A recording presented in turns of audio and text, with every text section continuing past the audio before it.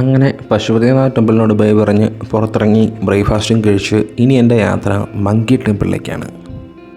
Monkey temple അല്ലെങ്കിൽ സ്വയംഭൂനാഥ് temple നമ്മൾ മലയാളികൾക്ക് ഒത്തിരി പരിചയമുള്ളൊരു ടെമ്പിളാട്ടോ അത്. ഞാനിപ്പോൾ ഈ പോകുന്നത് ഈ പാത്തോ എന്ന് പറഞ്ഞൊരു ആപ്ലിക്കേഷൻ ഉണ്ട്, നമുക്ക് ബൈക്കൊക്കെ ബുക്ക് ചെയ്യാൻ പറ്റുന്നൊരു ആപ്ലിക്കേഷൻ. ആ ആപ്ലിക്കേഷൻ വഴി ബുക്ക് ചെയ്ത് ബൈക്കിലാണ് ഈ പോകുന്നത്. പോകുന്ന വഴി മൊത്തം ബൈക്കുകാരൻ്റെ കഥയും കേട്ടിട്ടാണ് ഈ പോകുന്നത്. കാഠ്മണ്ഡു ബസ് സ്റ്റാൻഡിൽ നിന്ന് കൃത്യം 3.5 കിലോമീറ്ററേ ഉള്ളൂ ഈ മങ്കി ടെമ്പിളിലേക്ക്. നമ്മൾ മലയാളികൾക്ക് ഈ ടെമ്പിൾ ഒത്തിരി പരിചയം കാണും. കാരണം വെച്ചാൽ ഈ ടെമ്പിൾ നമ്മൾ ആദ്യം കണ്ടത് യോധ മൂവി കൂടെയാണ്. യോധ മൂവിയിലെ ഒട്ടുമിക്ക സീനും ഷൂട്ട് ചെയ്തേക്കുന്ന ഈ സ്റ്റെപ്പിൽ നിന്നും ടെമ്പിളിൽ നിന്നൊക്കെയാണ്. ഈ മങ്കി ടെമ്പിൾ അല്ലെങ്കിൽ സ്വയംഭൂനാഥ് ടെമ്പിൾ എന്ന് പറയുന്നത് ഇത് ബുദ്ധിസ്റ്റുകൾക്കും ഹിന്ദുക്കൾക്കും ഒരേപോലെ പ്രധാനപ്പെട്ട ഒരു ടെമ്പിളാണ്.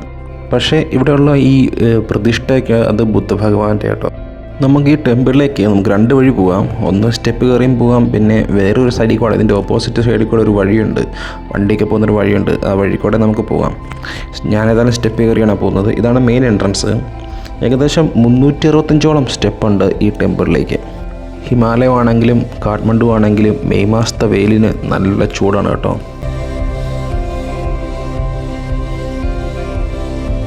നമ്മൾ ഈ യോധ മൂവി കാണുന്ന ലൊക്കേഷനും സ്പോട്ടൊക്കെ ഇപ്പോൾ അതേപോലെയൊക്കെ തന്നെയുണ്ട്. പക്ഷേ കുറച്ച് മോഡിഫിക്കേഷനൊക്കെ ചെയ്തിട്ടുണ്ട്, കുറച്ച് റിനോവേറ്റൊക്കെ ചെയ്തിട്ടുണ്ട് ബിൽഡിങ്ങുകളൊക്കെ. ഈ മങ്കി ടെമ്പിളിനെ നമുക്ക് നേപ്പാളിലെ തന്നെ ഏറ്റവും പഴയൊരു ടെമ്പിൾ എന്ന് പറയാം. അശോക ചക്രവർത്തിയുടെ കാലത്ത്, അതായത് BC 3-ാം നൂറ്റാണ്ടിൽ അശോക ചക്രവർത്തി ഇവിടെ വന്നെന്നും ഇവിടെ ചെറിയൊരു അമ്പലം നിർമ്മിച്ചെന്നും പിന്നെ അത് കാലക്രമേണ നശിച്ചു പോയെന്നുമാണ് ഒരു കേട്ടുകേഴ്വി. പിന്നെ ഇപ്പോൾ ഉള്ളൊരു ബുദ്ധമത ടെമ്പിൾ ഇവിടെ ഉണ്ടാക്കിയത് മാനദേവ എന്ന് പറഞ്ഞൊരു രാജാവാണ് BC 5-ാം നൂറ്റാണ്ടിൽ. പക്ഷേ അന്നൊന്നും ഇങ്ങനെ സ്റ്റെപ്പൊന്നും ഇല്ലായിരുന്നു കേട്ടോ. ഈ സ്റ്റെപ്പൊക്കെ ഉണ്ടാക്കിയത് കാലക്രമേണ പിന്നീട് ഉണ്ടാക്കിയതാണ്. നല്ല പൊരി വെയിലത്ത് 365 സ്റ്റെപ്പ്, അതും കുത്തനെയുള്ള സ്റ്റെപ്പ്.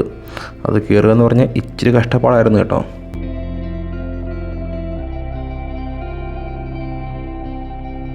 അങ്ങനെ നമ്മൾ സ്റ്റെപ്പെല്ലാം കയറി മുകളിലെത്തി. ഇനി ഇവിടെ ടിക്കറ്റ് കൗണ്ടർ ഉണ്ട്, ഇവിടെ നിന്ന് ടിക്കറ്റ് എടുക്കണം. 50 രൂപയാണ് ടിക്കറ്റ്. വലിയൊരു കുന്നിന് മുകളിലാണ് ഈ അമ്പലം, അതുകൊണ്ട് തന്നെ നല്ല കുത്തനെയുള്ള സ്റ്റെപ്പാണ്, നേരെ കുത്തനെയുള്ള സ്റ്റെപ്പ്.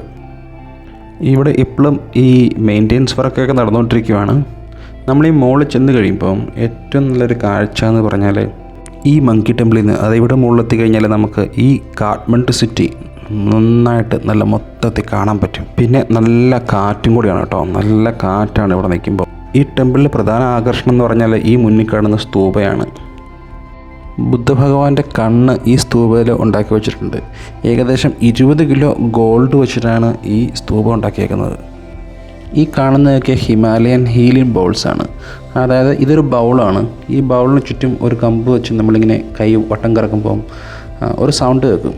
ആ സൗണ്ട് കേട്ട് കഴിഞ്ഞാൽ മനസ്സിനൊക്കെ നല്ല ശാന്തി ഉണ്ടാവുമെന്നാണ് പറയുന്നത്. അതുകൊണ്ടാണ് ഇതിനെ ഹിമാലയൻ ഹീലിംഗ് ബൗൾസ് എന്ന് പറയുന്നത്. നമുക്ക് ഇവിടെ ഈ സ്തൂപയ്ക്ക് ചുറ്റും ഒന്ന് വട്ടത്തിൽ കറങ്ങാൻ പറ്റും. പിന്നെ എവിടുന്ന് താഴോട്ട് നോക്കിയാലും നമുക്ക് കാണാൻ പറ്റുന്നത് കാഠ്മണ്ഡു നഗരമാണ്. നമ്മൾ സ്റ്റെപ്പ് കയറി ഈ അമ്പലത്തിലെത്തിക്കഴിഞ്ഞാൽ ഇവിടെ ക്യാൻറ്റീനും ഷോപ്സും ഹോട്ടൽസൊക്കെ ഈ അമ്പലത്തിന് അടുത്ത് തന്നെയുള്ള ബിൽഡിങ്ങുകളിലൊക്കെ ഉണ്ട്.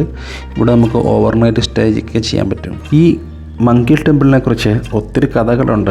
അതൊരു കഥ എന്ന് പറഞ്ഞാൽ ഈ കാഠ്മണ്ഡു താഴ്വര ഒരു കാലത്ത് വെള്ളം നിറഞ്ഞ ഒരു തടാകമായിരുന്നെന്നും പിന്നെ ഈ കുന്ന്, ഈ അമ്പലം നിൽക്കുന്ന ഈ കുന്ന് വെള്ളത്തിൽ ഒരു ദ്വീപായിരുന്നെന്നും അതിൽ ഈ പ്രകൃതിദത്തമായ സ്ഫടിക ധൂപങ്ങൾ ഉണ്ടായിരുന്നു എന്നൊക്കെയാണ് പറയുന്നത്.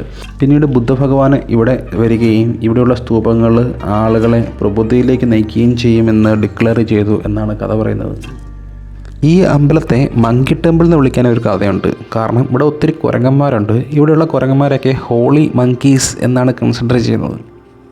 ബുദ്ധമത ദേവതയായ മഞ്ജുശ്രീ ഇവിടെ ഉണ്ടായിരുന്ന ക്ഷേത്രങ്ങൾ കാണാൻ വേണ്ടി ഇവിടെ എത്തിയപ്പോൾ ഇവിടെ കുറേ സമയം ചിലവഴിച്ചു. അങ്ങനെ ഇവിടെ ഉണ്ടായിരുന്ന സമയത്ത് മുടി നീട്ടി വളർത്തി, മുടി മുറിച്ചില്ല, മുടി നീട്ടി വളർത്തി. അങ്ങനെ ആ മുടിയിൽ മൊത്തം പേനുണ്ടായി. പിന്നെ ആ പേന് കുരങ്ങന്മാരായിട്ട് പരിണമിച്ചു എന്നാണ് കഥ. ഏതായാലും നമ്മൾ ഈ കുന്നിന് മുകളിൽ കഴിയുമ്പോഴുള്ള ഈ അമ്പലത്തിലെ കാഴ്ചകളൊക്കെ വളരെ മനോഹരം കേട്ടോ.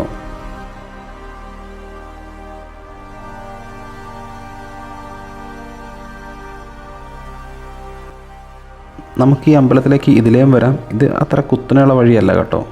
ഈ അമ്പലത്തിന് ചുറ്റും ഒത്തിരി കടകളുണ്ട്. ഇവിടെ കഫേയും ഹോട്ടൽസൊക്കെ ഉണ്ട് കേട്ടോ. നേപ്പാളിൻ്റെ സംസ്കാരവുമായി ബന്ധപ്പെട്ട എല്ലാ സാധനങ്ങളും നമുക്ക് ഇവിടുന്ന് മേടിക്കാൻ പറ്റും. നല്ല വെയിലായതുകൊണ്ട് അധികം നേരം ഞാനിവിടെ നിൽക്കാൻ പ്ലാൻ ചെയ്യുന്നില്ല. ഒന്ന് ഓടി വട്ടം കറങ്ങി കണ്ടിട്ട് നമുക്ക് താഴോട്ട് പോകാമെന്ന് വെച്ചു.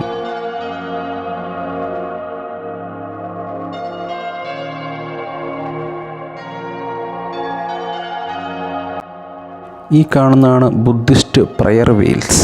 ട്രഡീഷണലി എന്തെങ്കിലും തടിയിലോ അല്ലെങ്കിൽ മെറ്റലിലാണ് ഇങ്ങനെ പ്രയർ വീൽസ് ഉണ്ടാക്കുന്നത്. ഒത്തിരി പ്രയർ അല്ലെങ്കിൽ മന്ത്രാസ് ഇതിലിങ്ങനെ കൊത്തിവെച്ചിട്ടുണ്ട്.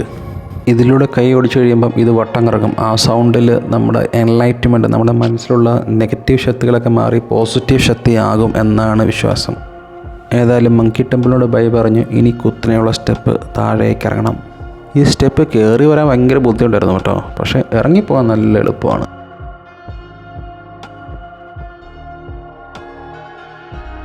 ഈ അമ്പലത്തിലേക്കുള്ള വഴിയിലേക്ക് ഒത്തിരി കുരങ്ങന്മാരുണ്ട്, പക്ഷേ കുരങ്ങന്മാരൊന്നും ചെയ്യില്ല കേട്ടോ. അങ്ങനെ മെയിൻ റോഡിലെത്തി. അടുത്ത ലക്ഷ്യം ദർബാർ സ്ക്വയർ, കാഠ്മണ്ഡുവിലെ പ്രസിദ്ധമായ ദർബാർ സ്ക്വയർ. അപ്പോൾ വീഡിയോ ഇഷ്ടപ്പെട്ടെങ്കിൽ ചാനൽ സബ്സ്ക്രൈബ് ചെയ്യാൻ മറക്കല്ലേ.